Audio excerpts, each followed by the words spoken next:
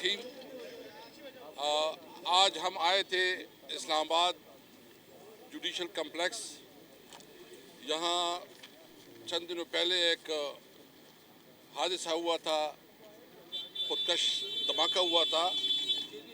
ہم اپنے وکلاء برادری کے ساتھ اظہار ہمدردی کے لیے اور فاتحہ خوانی کے لیے آئے تھے۔ ہم نے اس کی حاضری دی ہے، فاتحہ خوانی کی ہے۔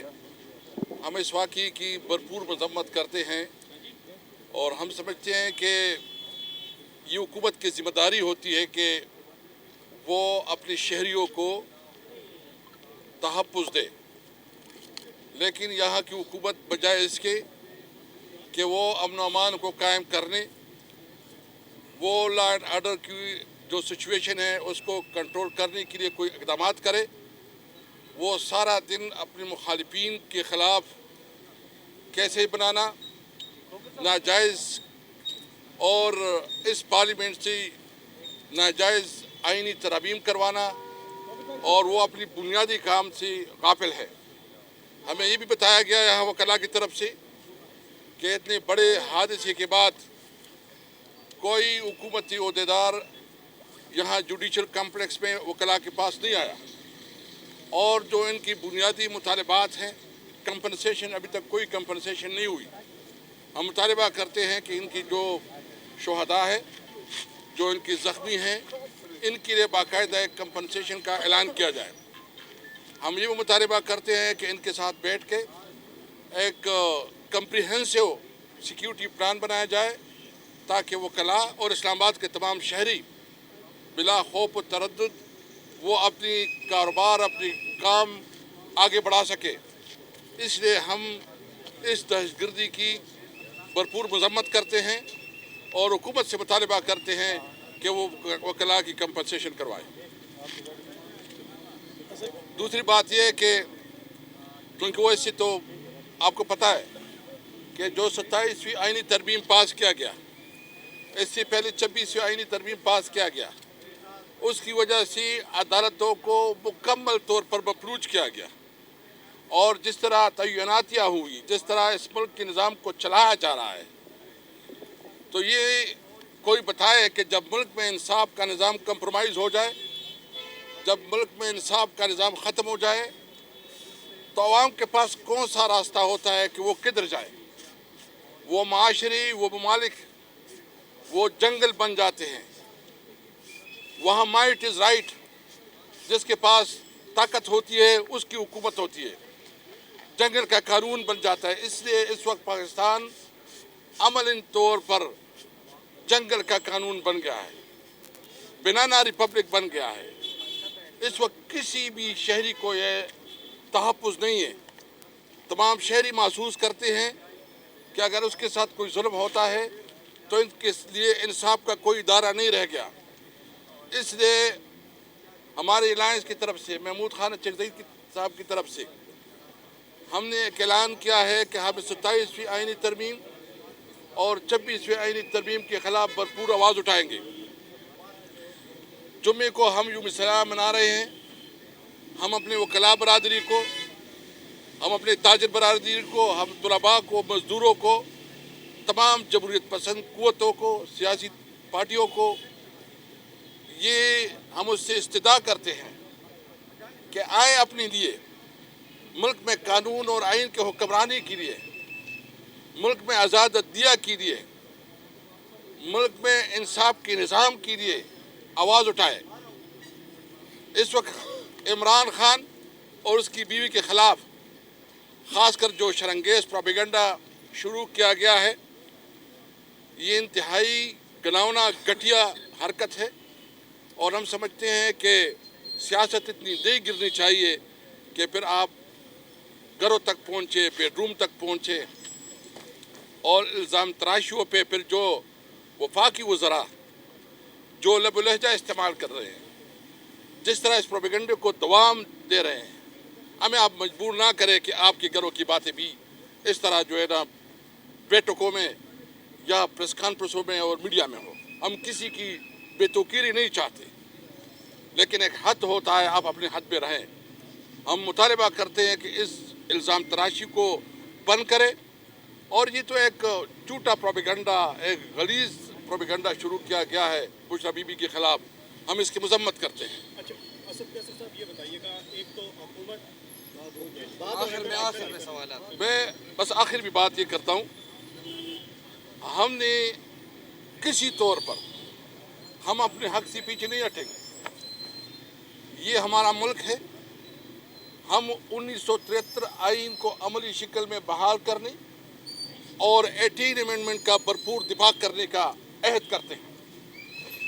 اور ہمیں پیپل پارٹی سے بڑی توقعات تھی کہ شاید پیپل پارٹی کے اندر جو ہے نا بھٹو کا جو ایک بہت بڑا تحفہ تھا اور جو بہت بڑی کنٹریبیوشن تھی، ان کے لیے پیپل پارٹی کچھ اپنی سیاست کو قربان کرے گی، اقتدار کو قربان کرے گی اور عوام کے ساتھ کھڑے ہوگی. لیکن افسوس یہ کہ پیپل پارٹی جو ہے نا اقتدار کی خاطر انہوں نے اپنی عوامی سیاست کو ختم کیا.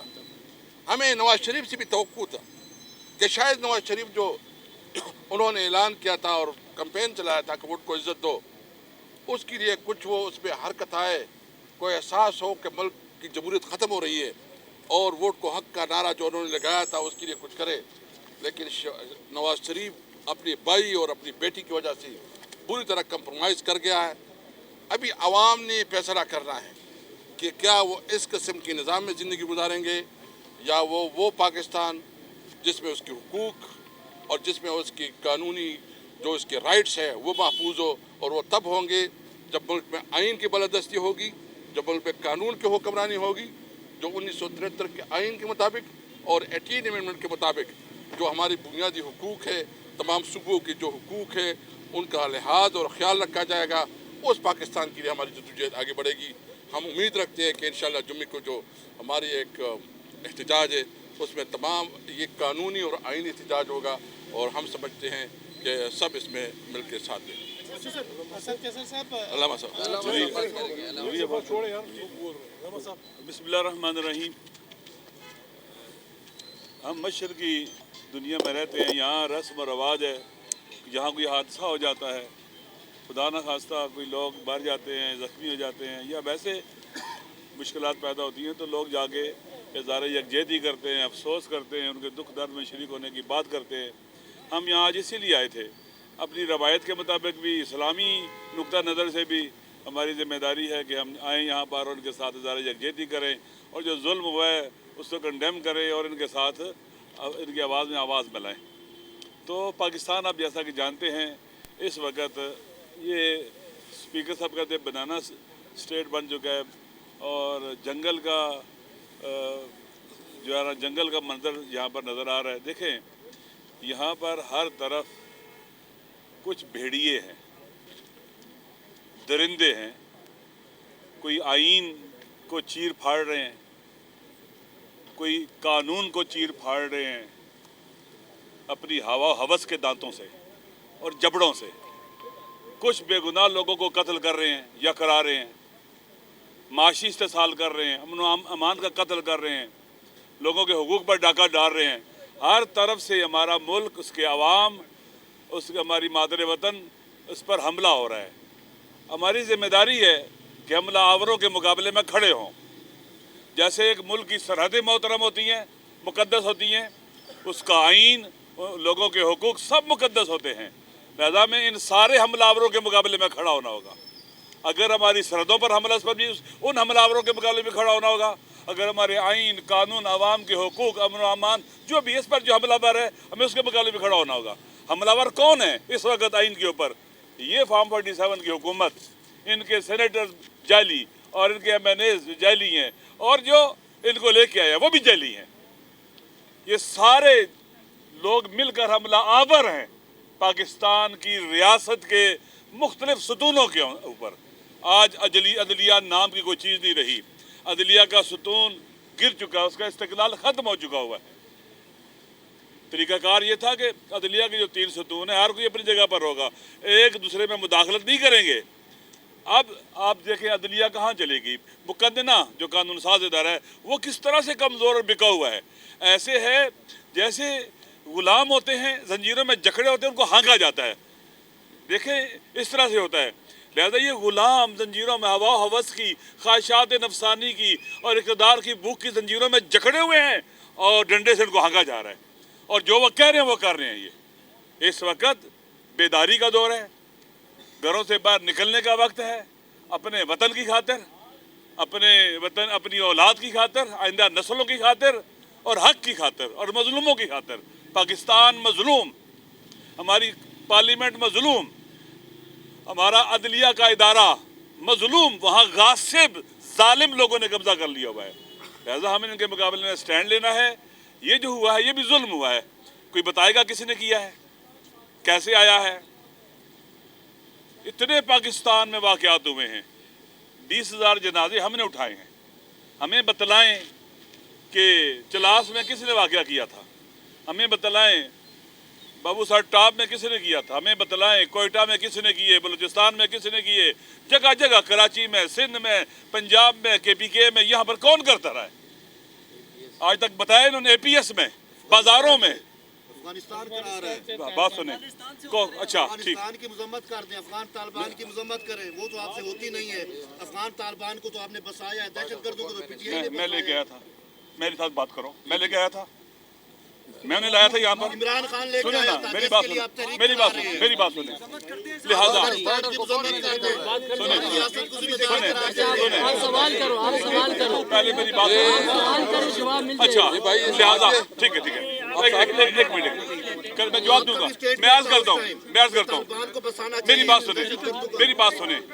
جس نے بھی طالبان کو بسایا ہے، سنیں، جو طالبان کو لایا ہے، جس حکومت میں لائے ہیں، اس پر خدا کی لعنت، اس کے رسول کی لعنت، اور ہم سب کی لعنت۔ جو لے کے آیا ہے، بس جو بھی لے آیا ہے، جو بھی لایا ہے، ٹھیک ہے، میری بات سنو، پہلے بات سنو۔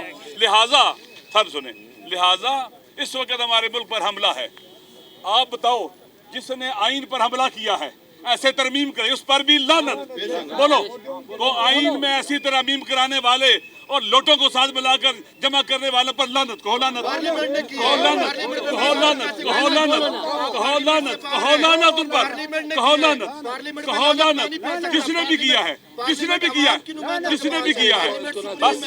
اچھا، مسئلہ یہ ہے، تو بات یہ ہے کہ ہم نے حق کا ساتھ دینا ہے، سچ کا ساتھ دینا ہے۔ ظلم ہو رہا ہے پاکستان